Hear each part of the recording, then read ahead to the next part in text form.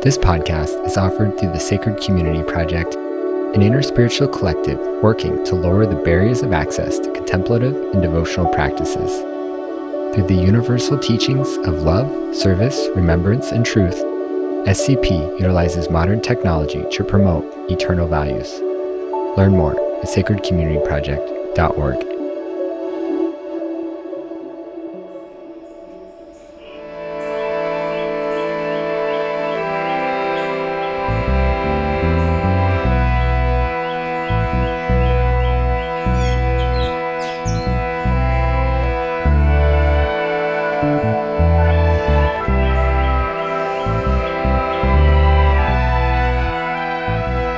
Hello. Hi.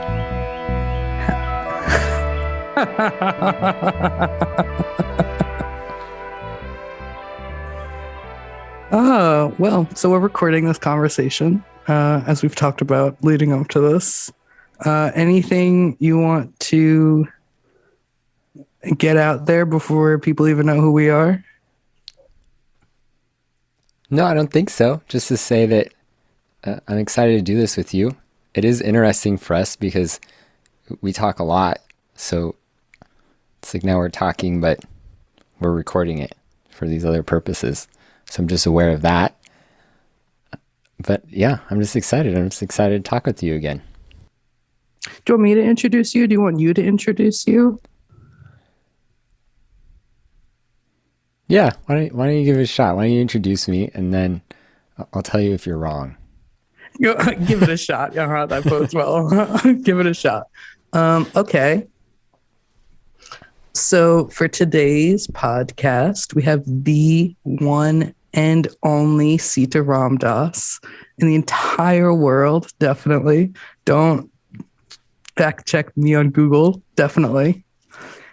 Sitaram is involved with many different projects in the satsang. He is a member of the band Kripa, where everybody plays different instruments depending on what song you're listening to. So I won't particularly stick you to a role in that. You play the hat. You wear the hat. I guess you could play a hat. Whatever, regardless. In the Sacred Community Project, you are one of, if not the founder, ? And director. Yeah, I'm one of the founders, and I am the founding director. Yeah, that is my role in the Sacred Community Project collective. And along with those projects, Sitaram also is just a wonderfully grounded person to speak to as another person and get some perspective on life from a little bit farther back maybe than you're already standing. But that's I guess just the joy of satsang and being together in this sort of way. How'd I do? This is great. Thank you for the introduction. The only thing you forgot is to mention that I have two really amazing cats, and I love them as if they were my children. Well, I feel like we have to get the cats on the mic now. The cats are locked out. I don't know what they're doing right now, but the door's shut. The cats are out for podcasts. Next time, if you have me back, I will allow the cats to be part of the podcast. You will. Are you allowing them? Is that really the house order? Is that really the house rule? Well, most things they're in control of, and even the things that I think I'm in control of, I've learned that they're training me just as much as I'm training them. But I do have a few boundaries, and they do know that when I shut the door and I'm in this room, it doesn't matter what they do, I'm not going to answer it. And once I stuck to that boundary, they don't meow anymore at the door. Do you have those as strong of boundaries like that with yourself? Maybe boundaries isn't the right word to use in that capacity, but that's an interesting question. I guess with myself, I don't think of it so much as boundaries, but it's more about how I'm committing and showing up in my life and intentionality.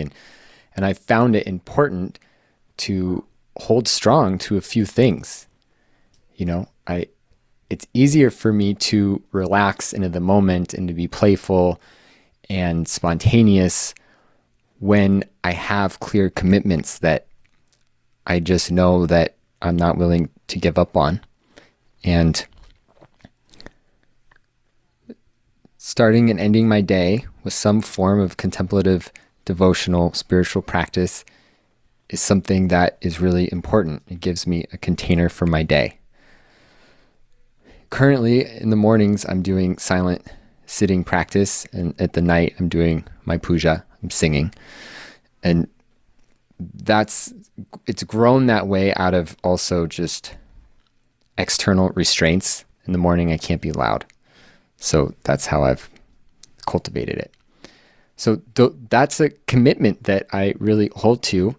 And I do let it go a little bit when I'm traveling or other things, right? So that's where I don't allow rigidity to come in so much, especially because nowadays when I'm traveling, it's usually for some form of spiritual purpose. If I'm not visiting my family, I was just traveling for a retreat, for instance. And then how I spend my day during the day in between those sitting practices really matters to me.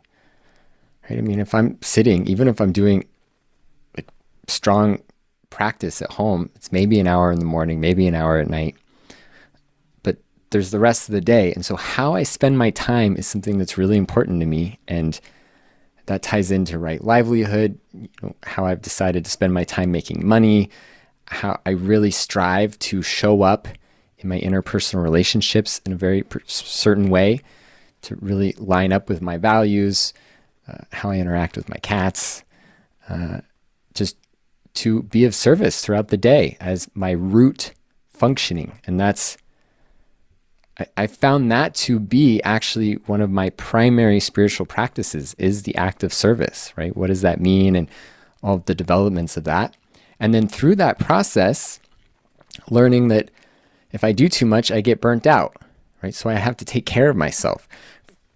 I do a lot of one-on-one work with people, and that's really the litmus test for me is if I'm too tired or stressed to be able to show up and to be present in the way that my heart yearns to be, that's a sign that there's something that's out of balance in my life. And so that's why, I told you right before this, I was in the hot tub for an hour. These are things that I try and build into my day, and I see it tied into a whole. And so play and spontaneity and creativity and all these things, those are part of the things I've learned that my soul really craves. And all of that ties together for my ability just to show up and be present with one other person. So for me, I've found that as my litmus test for how I hold the balance of all these other pieces in my life. How I spend my time is something that is really important to me. Absolutely. There's a lot of different ways I could go. You're giving a lot of good prompts to go off of there. So I'm going to take a moment to be very intentional with the next step. Also because I heard the internet lagging out, so I'm going to give it a minute to catch up, hopefully.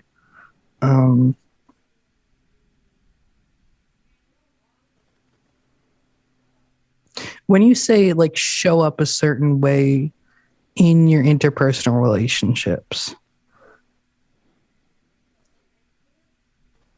I know you, so I know where you're coming, or I have an idea of where you're coming from with that. But in a world, to me, it seems like when I try to show up a particular way interpersonally, I feel like I'm putting on maybe a mask of some sort. So I guess my question is, what is that particular way you try to show up? Mm-hmm. And this is a larger topic for sure, but how does that play into the concept of the authentic self? Yeah.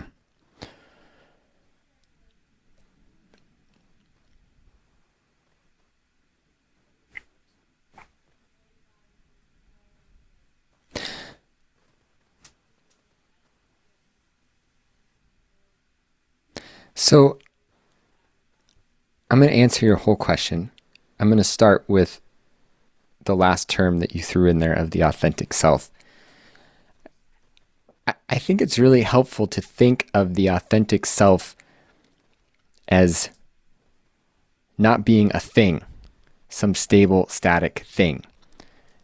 We do have this sense, even in the psychology world, of this authentic self or true self as being this thing that exists somewhere inside of us. And, if we can just find it and uncover it, then we did it, right? We won the prize. But if instead we think of authenticity as unencumbered, spontaneous movement through us, right? It's not some static place, but it's when the life force is coming through us, and the reification of the mind, the ego, this I self, the part that it defines itself and needs to justify itself against everything else, right? The self that we've created. When that isn't trying to control the valve of how that life force is coming through so much, right? That's often what we think of as authenticity. And one of the ways I found that I know that that's doing that is when I'm acting in alignment with my core values. Because core values, they're also forms of movement, like authenticity. They're like adverbs, right? Like, if we say our core value is love, what we're really saying is that we feel aligned when we're acting loving towards others, right? If we say our core value is truth, we're saying that we are aligned when we are acting truthfully with others, or authentically, or honestly, right? If we have a value of play, we're saying that we feel aligned when we're acting playfully, right?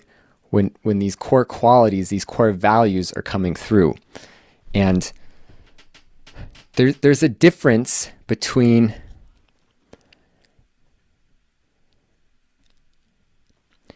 trying to paint that with the paintbrush of our ego, like trying to concoct a playful person, for instance, or a playful persona.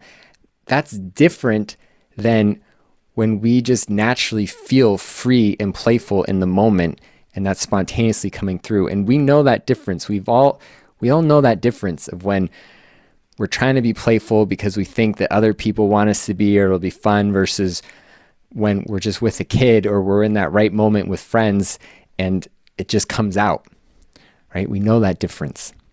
So that's how I think of the authentic self. It's authenticity coming through when we've loosened the hold of that ego clinging that often tries to paint a very particular picture of ourselves for other people and for ourselves.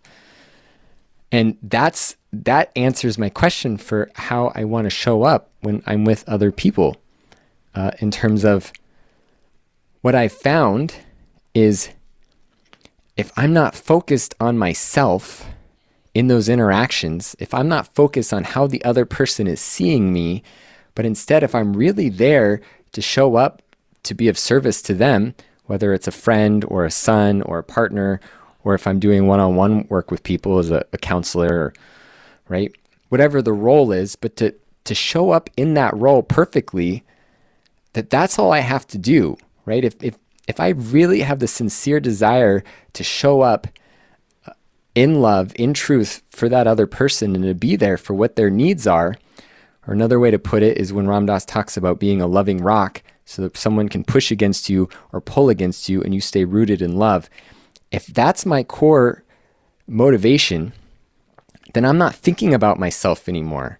So the part of the mind that's worried about what other people think or wanting people to think of me a certain way, that just disappears, and I just dissolve into the natural life force of the moment. And to me, that's the authentic self. And that's when I'm in alignment with my values. But that requires also for me to show up in that service, it requires a certain amount of energy, a certain spaciousness of mind. I mean, it requires me to take care of myself, right? If I'm really sick, for instance, I'm not going to be able to show up to be of service to other people. And if I am sick, well, then that's fine. And that's how that moment is turning out. But if there's things I can do ahead of time to take care of myself, to take care of my health, to make sure that I'm relaxed, all of that times together. And that's why, for me, the central concept of dharma, right? Our dharma, our role in the world, the way that we can contribute to other people, to society, that's become a very central focal point for me, because that's the point where all my spiritual practices, my leisure time, everything fits into place around dharma. Because when I'm in alignment with all these other areas, I'm able to do my dharma perfectly, which means showing up with other people in alignment with these core values.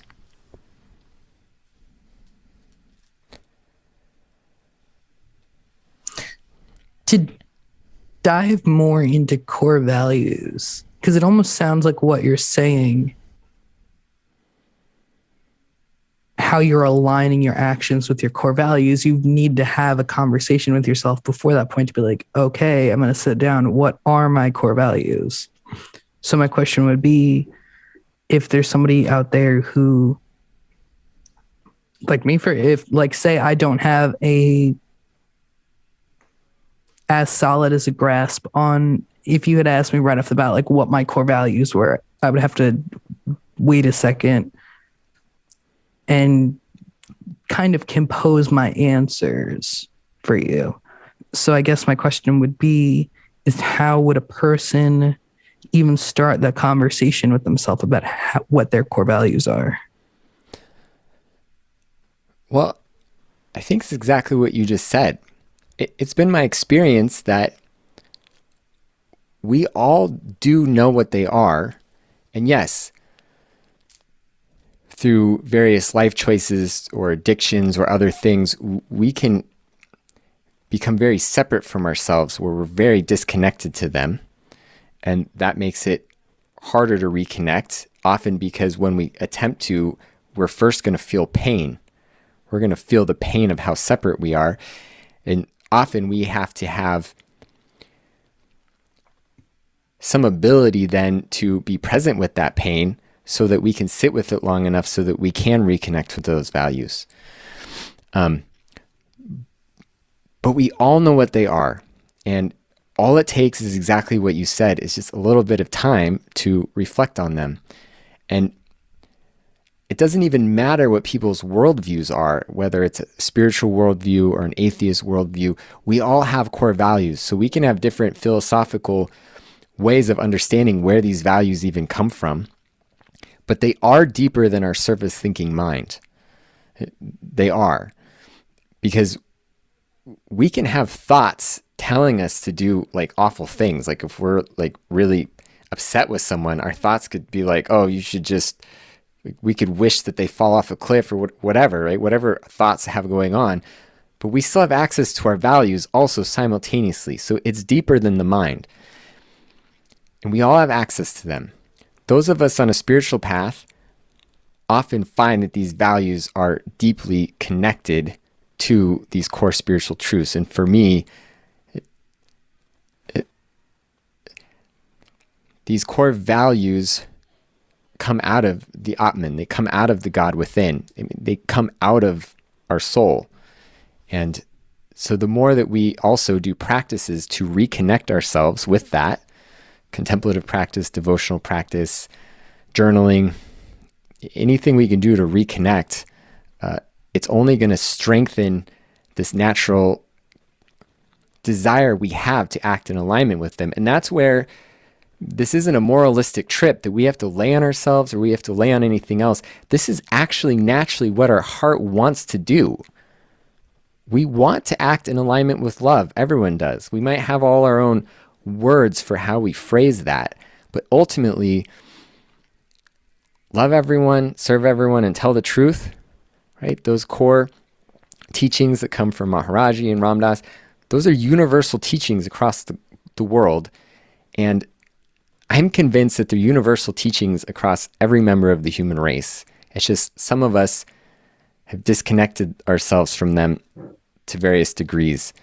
But we all in our hearts know how we want to show up, and we know that it's our own spontaneous desire. We don't need anyone else to force us to do it.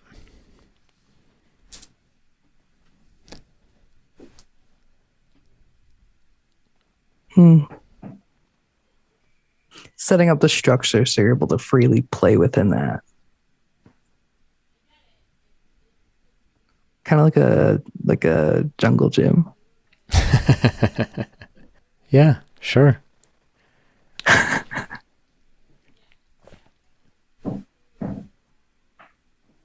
mean, we don't even, ultimately, in some sense, we don't need that structure. But in another sense, I found it really helpful. I mean, like love and truth are ultimately the same thing, right? I mean, all these different teachings, we're talking about the same ineffable essence of reality. And love everyone as a teaching lands in my mind differently than tell the truth. And so when we talk about laying these structures, there's a reason why we phrase these teachings in different ways, because we need different teachings in different moments so that we can realign. Because ultimately, if I do love everyone in the deepest sense, I am going to tell the truth. And often, love everyone isn't the teaching I need in a moment where telling the truth feels like, when I'm feeling a little bit uncomfortable doing that. But remembering tell the truth, just hearing that is often the little nudge I need to be a little bit courageous. Courageous. It's such everybody wants like a test of their courage, I feel like, in this grandiose way. But it's really in listening and following that authentic self that you were talking about before, not the consistent, but the authentic. Listening and following that is the most courageous thing. Yeah. I hear that. And there's a reason why there's a lot of stability and safety in the self-image that we've all concocted of ourselves. And there's nothing wrong with that. It obviously serves a purpose. And the courage this is what happens is we let go, more authenticity starts to come through. We notice a change in behavior. We're a little bit lighter, freer. Maybe we're a little bit funnier. Maybe we're telling the truth more. We're a little bit more loving, kind, whatever it is. And then we start to form an identity around this. I'm this way, right? And then we kind of harden around that. And then there's a new safety zone. And then a new moment comes along where authenticity then feels a little bit different. And it's always the same work. And often courage can be the nudge we need to soften again. Sometimes the surrender process, sometimes it feels like we're not in control at all and we're just dissolving into the one and it's just pure grace. In other moments, it feels like it's really fully dependent on our choice and we're either letting go or not. And in those moments where it feels like it's on us, courage can be a great friend. Yeah.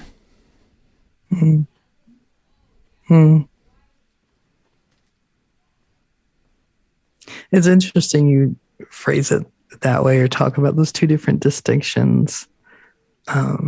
Just because I feel like with particularly what happened yesterday, my brain convoluted some sort of self-deprecating reason that like everything that happened was because of me, which is in some like karmic sort of way, like, oh, in the process that I've been practicing recently of letting myself be human and therefore not perfectly perfect at every single moment, by allowing more of that, I've been making more of the quote unquote wrong choices. And because of that, karmically, bippity boppity boop, car accident. I see. Mm-hmm. Yeah.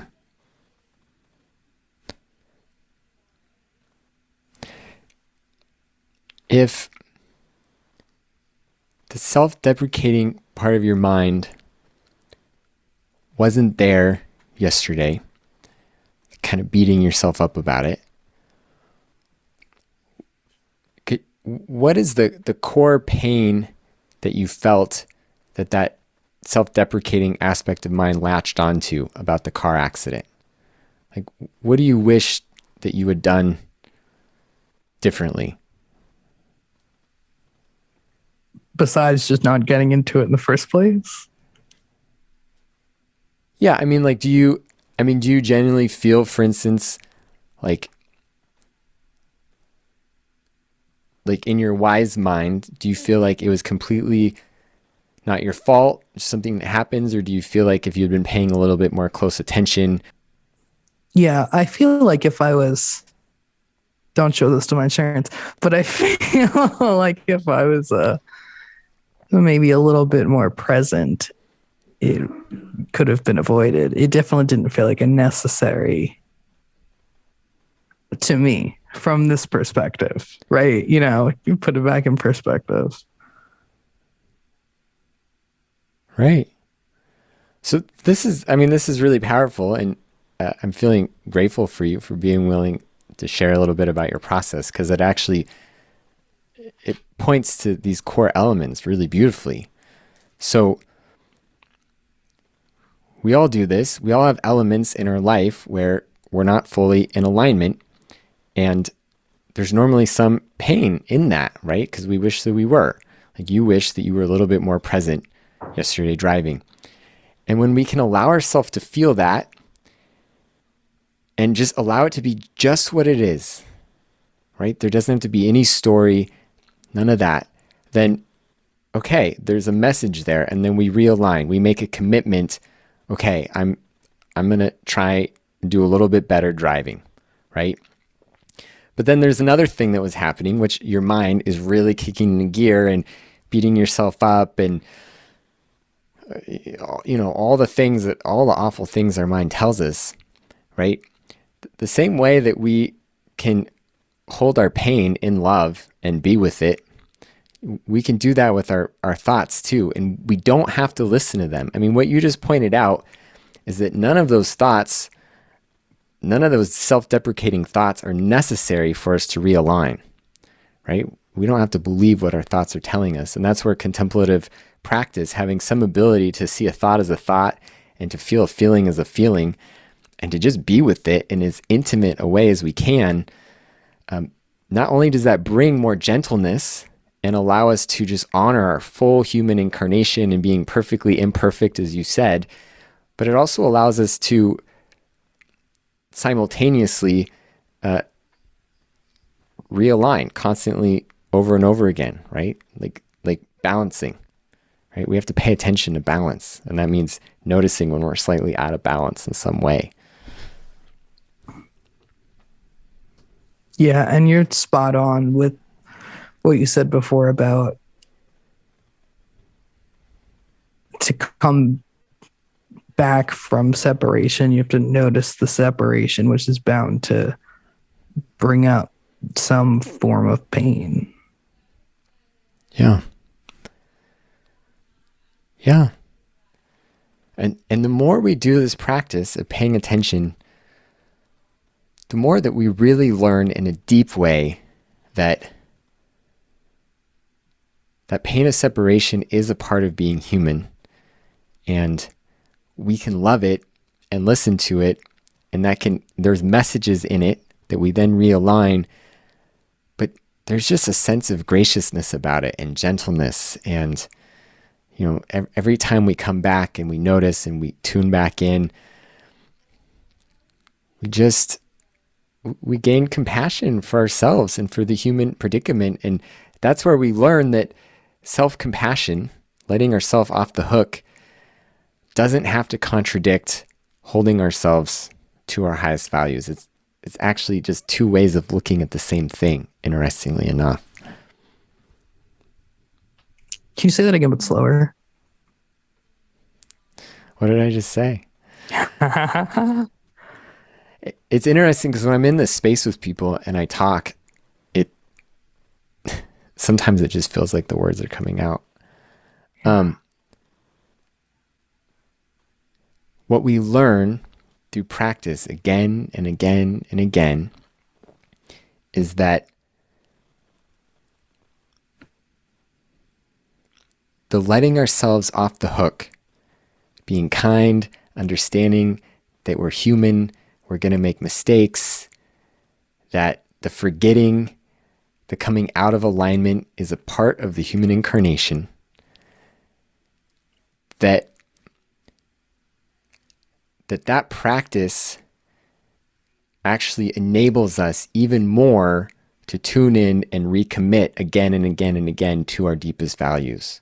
Mm-hmm. It's not one or the other, it's actually the same thing. We're just looking at it in two different ways, again, because we need different teachings in different moments. And one of the fruits of those two practices is that we start to both have better boundaries with other people while simultaneously not being rigid in them. And we let go of our judgments of others because they're human too, and they're allowed to be, and we can love them, and we still know how we want to be treated, right? Again, and that both of those things can coexist. So the way we start to relate to our own self and hold ourselves accountable with gentleness and kindness and compassion is how we start to do the same with the other people in our life. It's so interesting how so often things that seem to be at odds with one another are just two sides of the same coin. Yeah.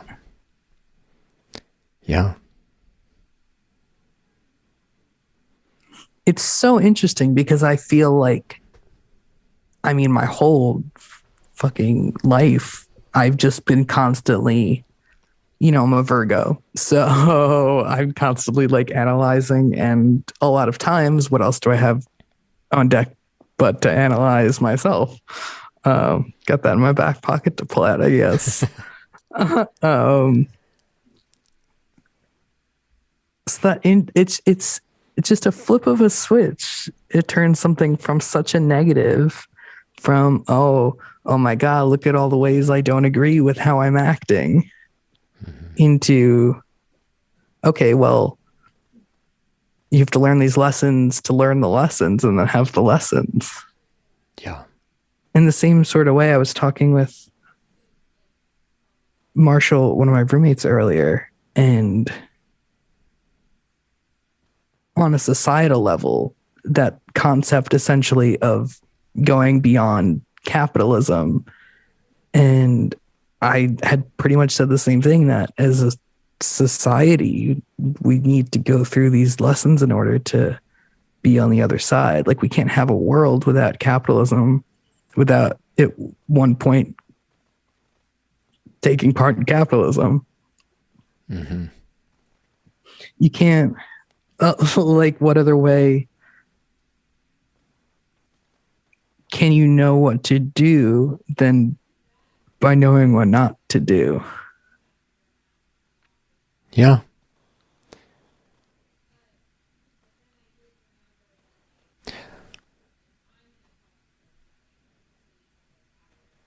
And we all have different lessons to learn, right? Most of us, for instance, don't need to murder someone to learn that we don't want to do that. But but it's connected to, right? I mean, that's why, for whatever reason, we all have different sensitivities in our awareness to different areas of pain, alignment, right? Suffering, our values. And there are some people where that's the way that they've learned the lesson, right? Is committing murder. Versus most of us, we've had the experience of causing someone harm when we were young, or having someone cause us harm, or being bullied, or whatever it was. And that was enough for us, right? That was enough for us to really get that lesson on a big way.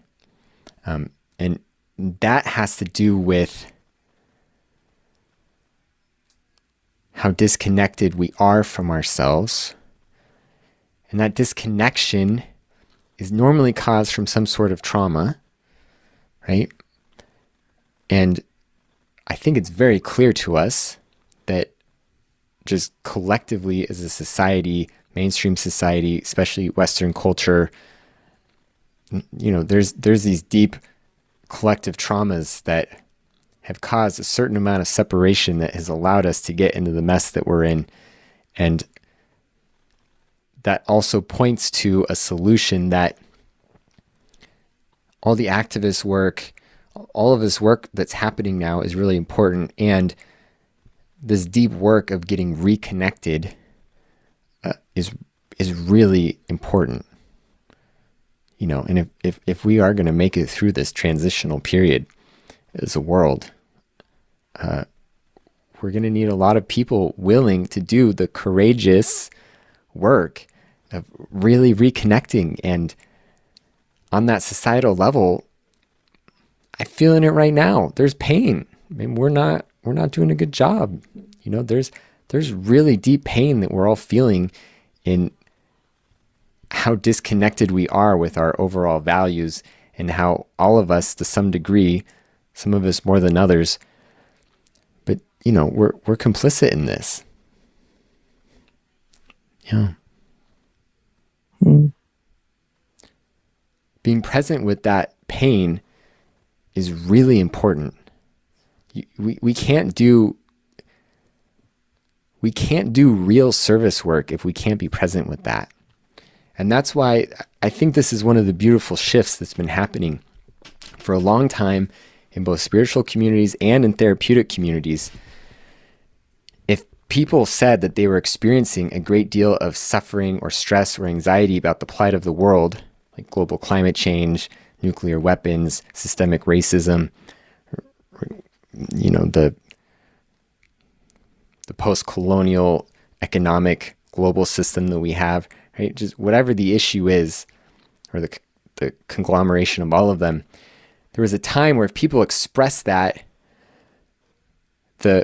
what they would hear back was, that's a projection on your part on some way, right? Really what you're feeling, this is your own pain about your parents, whatever. And we're in a beautiful moment now where that's not the message people are getting. There's more of a collective understanding that, yeah, the pain that's happening out in the world, we feel that, and there's a reason, and it's because we're not separate from it. We're not separate. That's the core truth of interdependence. And that opens up where being aware of these issues doesn't become separate from our spiritual path anymore. It becomes an integral part of it. Shining a light on the suffering of the world, we're ultimately shining a light on a part of our own being, right? A part of our being that feels disconnected. And that's how we reconnect. That's how we realign with spiritual truth. And that's just the dharma of this time, being alive right now in this time. There is a collective pain. And through contemplative practice, we can gain the ability to hold it, to actually be present with it without needing to tighten up around it or run away from it all the time to distract ourselves, but to truly be with it. And the more of us that do that, the more that we're going to have a collective wisdom to really move through whatever this transition is going to be. Excuse me, did you just say transition to a trans person?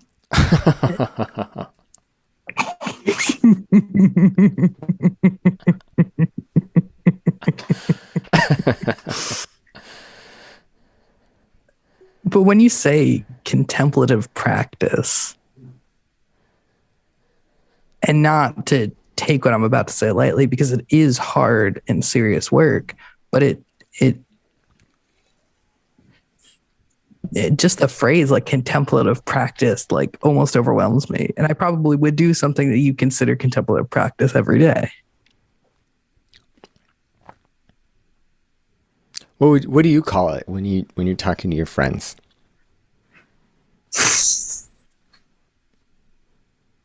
When you're doing that weird stuff in your room, like what do you tell people you're doing? I mean, I just straight up say kirtan, because that's 99% of the time what it is. And I'm luckily enough surrounded by people who understand what that means to a degree.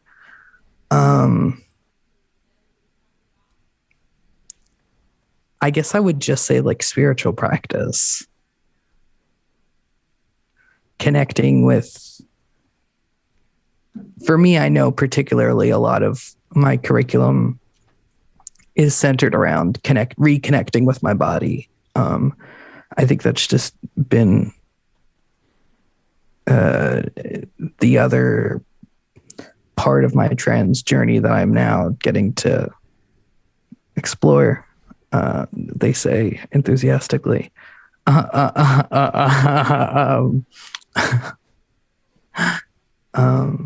would I say? Yeah, I guess just spiritual practice. Or sometimes I'll phrase it as cultivating a meditative state or meditative quality rather than just saying, oh, I'm meditating. Yeah. I hear all that. For me, why I've started using contemplative and devotional practices is contemplative seems to house well like mindfulness practices as well as contemplative practices from, say, Christianity or other traditions where it is a meditative practice, but you're not necessarily following the breath, right? It's a different practice of, I mean, in contemplative Christianity, in that realm of practices, you might read a Bible verse, like one verse, right? Just a single verse, and then you'll just sit and see what comes up and even just rest in that presence of God, right? So there's this whole realm there in the contemplative side. And then devotional practices, I like that to be its own separate term because there's often a different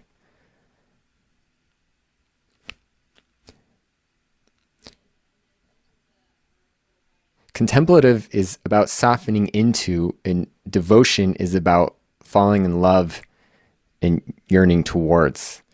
And both of those terms, to me, capture the whole spectrum of what's possible in the spiritual life. Interesting. This kind of is a good, I think, segue into what could be another whole hour of conversation. So maybe it's better to ask us a different time? Question mark. You're the host. I'm just along for the ride. So me and you both. I'm definitely not driving. So I guess so. The other point of conversation and the reason why I say maybe it would be better to talk about it separately is more around finding or integrating as a part of community and then tying that into what the Sacred Community Project is as a whole. Mm-hmm. So like the question that I was going to essentially ask was around saying, okay, so I have this trust that I'm going to hand to somebody, hand to some community or some lineage of teachings.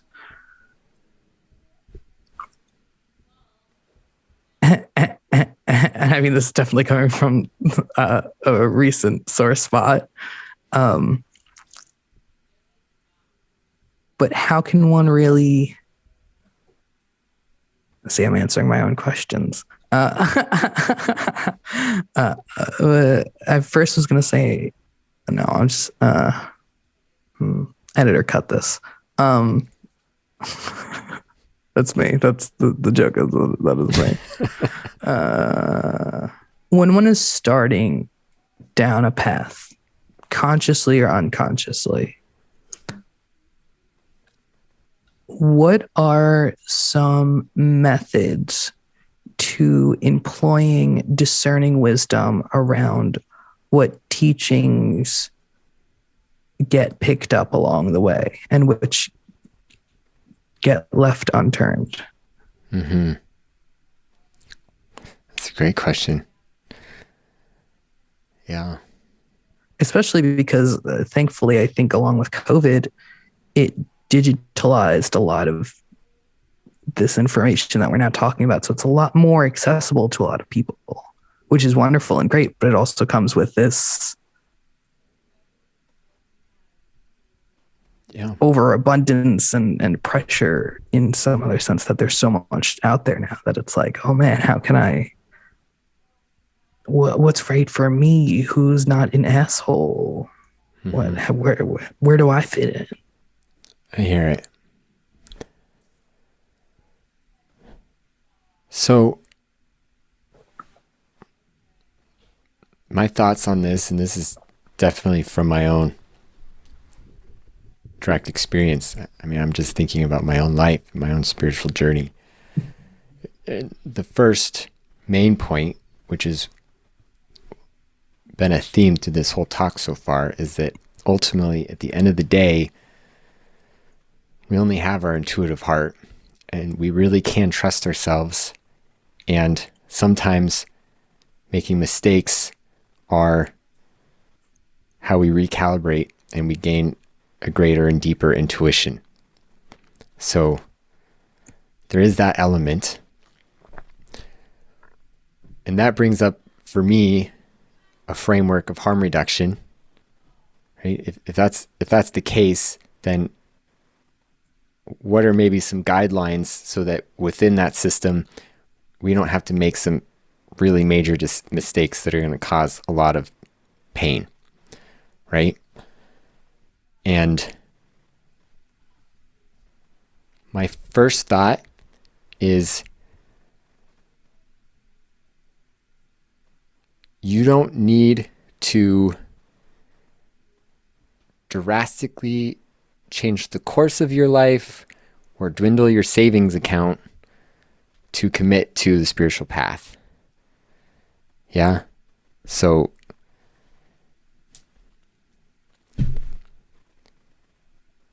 exactly where you are is the perfect place to start.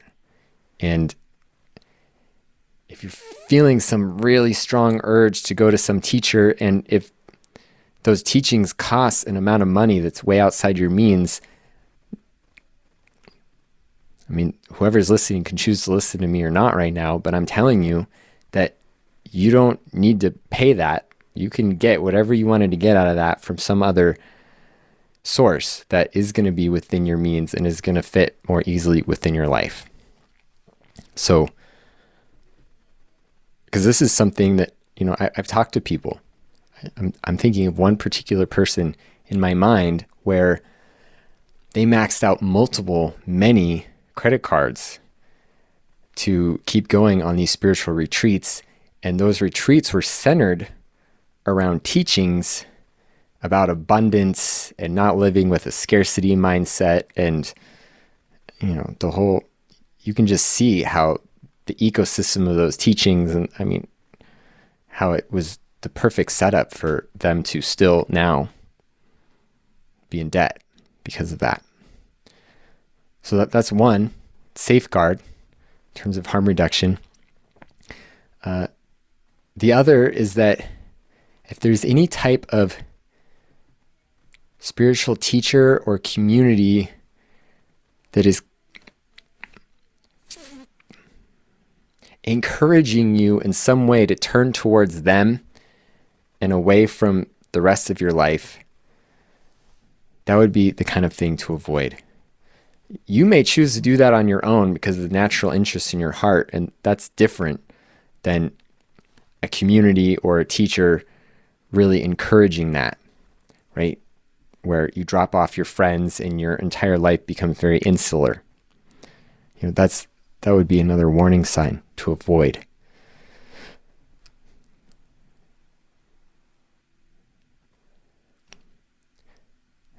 And there's probably a few more, but those are the two main ones I can think of in this moment. And within that, though, it really is okay to play and to experiment. I've definitely been around the spiritual block. I've practiced chaos magic. I've practiced. I've been a part of all sorts of different energy healing and crystal ceremonies and various formal ritual magic and meditation retreats. And I've really explored, and it was through that exploration that I was able to find the core truths that seemed real to me, which now I can really distill the whole spiritual path into just love everyone, serve everyone, remember in some way, remember God, remember to do those things and to tell the truth. It's really quite simple. Some of the teachings make it seem like it's really complicated, and some of us, because of the quality of our mind, really latch onto that, and that's what we need. There's something wrong with that. But it's not that these core truths are complicated, it's just that for whatever reason, that's all our mind can see, right, for some of us. So for me now, when I know a teaching is aligning me with spiritual truth, it's inspiring a greater gentleness and ease of being in myself, a greater gentleness and ease of being with the people around me, and it's inspiring a sincere desire to be of service and to love everyone as manifestations of God.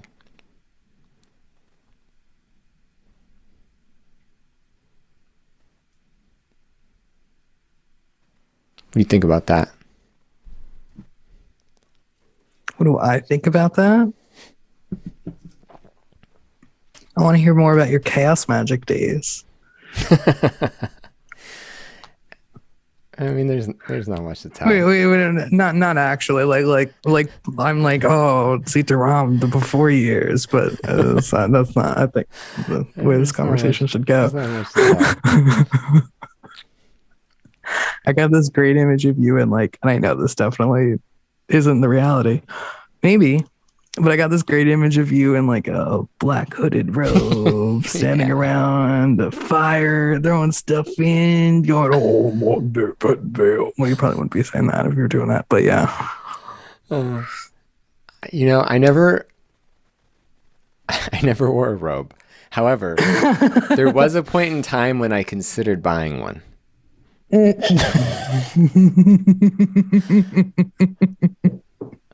That was very early on in my spiritual path where I had a lot of enthusiasm, had some spiritual awakenings to really carry that enthusiasm forward, and I really didn't know what I was doing. It was really just one giant experiment after the other with no real guidance. And at one point I thought, if I got the cloak with the hood, then I'd be real spiritual. Grab a lightsaber, freaking go jump around with other people. Yeah. The beginning of a spiritual awakening process is just about, if not more dramatic, as the name would connotate. I feel like I've been reflecting on that recently. But it's so interesting looking back because it definitely was. In some ways, I'm trying to get back to aspects of what I was doing, but I was doing it in such a clinching way that it wasn't, it would never have been sustainable at that point. Like there's no way. Yeah. And there's an element of this where ultimately you could boil down the entire spiritual path into just learning how to let go. And often, for most of us, the only way we know how to even attempt to do that in the beginning is to try really hard, right? It's like we're squeezing tighter to try and let go. But that's okay. I mean, we really do find our way through that. It really is okay. Hearing you say that, though, did bring to mind another good element of something to look for in terms of starting out on the spiritual path, which is that if we are lucky enough to find someone that we trust, they don't have to be an enlightened being. In fact, it's probably a mistake to look for that, but just someone that we trust, that is maybe a little bit older than us or a little bit further along on the path, that has the skill set to help us to integrate. It doesn't have to be so extreme. And if we can find that trustworthy spiritual friend early enough, it can make the whole process much more harmonious. I mean, that's really was a lot of my initial intention of when I started doing the one-on-one spiritual support work through Sacred Community Project, was just essentially just wanting to be a spiritual friend for people in the way that I didn't necessarily have when I started my journey. I mean, ultimately I found that in Ram Dass, but that was, I had been on my path for a couple years before that, very sincerely. And there was a lot of chaos. I mean, I did drop everything, and I lived out of my car for a few months, and I was, all sorts of weird stuff. I was living with anarchists in a tree sit for a while. I mean, just very extreme, and battling with all sorts of mental health issues, and I was heartbroken over breakups and trying to integrate these deep spiritual openings I got from psychedelics, and, but doing all that without a guide. So I know that experience really strong. And then I also know what I gained from just living and being with Ram Dass, and the groundedness that it gave me, and the clarity of mind that gave me, and being able to see that it didn't have to be so extreme and chaotic. It didn't have to be. That element of integration is now something that's very much in the culture, even in the psychedelic world. This idea of integration is something that's really in the culture, in the zeitgeist, and it's a really good, beautiful thing. So yeah, if we can find people, spiritual communities to be a part of that feel grounded, that we do have that sense of trust, that can really help us quite a bit.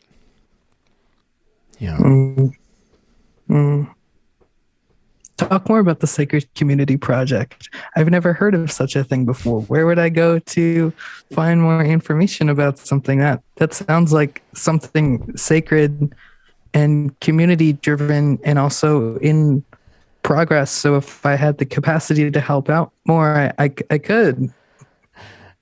Yeah, amazing. It is all those things. Let me tell you all about it. It's sacredcommunityproject.org is the website, and it is a inner spiritual collective working to awaken sacred community in the world. And this is done through free and low-cost offerings, spiritual support, retreats, teachings, music, books, as well as direct service projects. So we do service work. Right now it's mostly through letter writing, and there's a little bit of a pause on it. I mean, we still have some letters we're engaging with. But to the prison system, before COVID, we were going in and offering kirtan into prisons with something Kripa, which is the band I'm in. That's also part of the Sacred Community Project that we were actively doing. So through all of these different methods, our aim is to lower the barriers of access to contemplative and devotional practices. The idea is this spiritual truth that we've been talking about this last hour or so is our birthright. There's something about it that is innately human. It is a part of what it means to be human. And although I don't ever want to force anything on anyone, I have no intention of being evangelical, but I'm just aware that there's a lot of people that are craving it and that don't have access in the way that they would like. And you brought up, capitalism in our current system. The unfortunate part of the way our system exists right now is that the primary means that we have to disseminate the spiritual teachings is through this quote unquote free marketplace. So it's through the system of capitalism. And that means that one, the most enlightened beings are the ones with the largest Instagram followings. I mean, that's the perception. I mean, that's ultimately how we're gauging where people are existing in the spiritual hierarchy. I mean, really. And two, it means that just innately, because of the way that our economic system is set up, some people are going to have more access than others. And to me, that's not in alignment with the truth, and that's not the deepest love, right? So our organization exists to, in our very small way, to try and rectify that and to try and create some new cultural norms around spirituality, which in our own small way, I believe, can then trickle out into the culture at large. And so we're under the fiscal sponsorship of Hanuman Maui, which is a 501c3 nonprofit, which is a sanctuary of loving awareness on Maui. It's the home that Ram Dass lived in and is now a Hanuman temple. And we're under their fiscal sponsorship, which means that we can take in tax-deductible donations. So this means two things. If anyone listening to this, watching this right now, if they feel inspired and if they have the means and they want to offer a donation, that enables us to then keep offering the teachings in a way that can be accessible to all. And two, if anyone watching this, no matter what kind of economic means you have, if you feel a desire to reach out and you would like some spiritual support, you can reach out. And this is a service that we offer either through email or one-on-one video chat, letter writing, all different forms. So that's the Sacred Community Project in a nutshell. And that is ultimately really what's inspiring me in this moment. I mean, this is really what I'm putting my energy towards. This is for me what feels in alignment with my values. This is the way that I am realigning.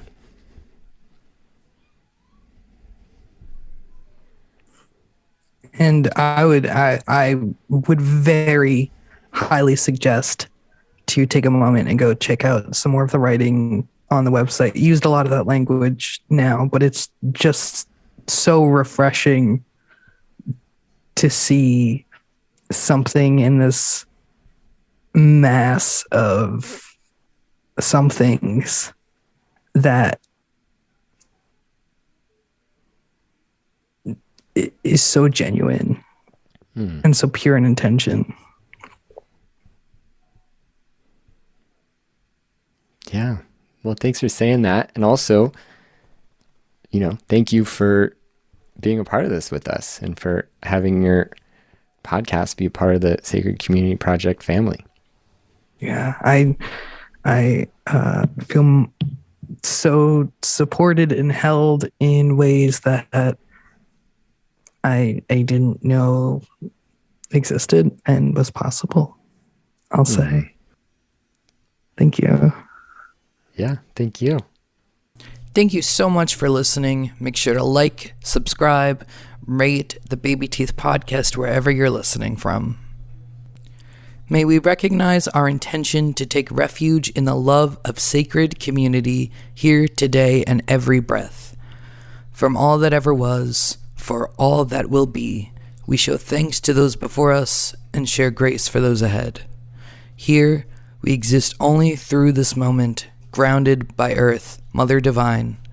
May we each recognize our own wings, woven out of love. Thank you for listening. See you next time.